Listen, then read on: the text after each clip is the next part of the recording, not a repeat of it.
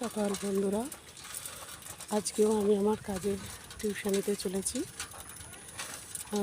তোমরা দেখো, প্রত্যেকবার এই যে মাঠ দেখতে পাচ্ছ, এই মাঠে প্রত্যেকবার চাষ হয়, কিন্তু এখন এই সারা মাঠ জুড়ে দেখো জলে ভর্তি হয়ে থাকায় চাষ এখন বন্ধ আছে।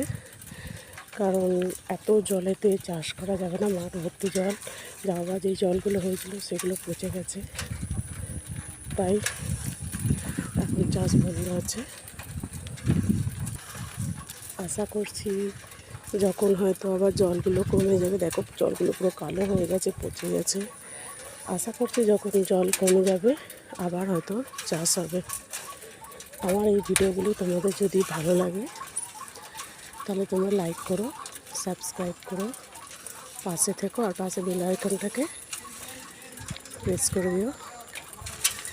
আর একবার শুভ সকাল।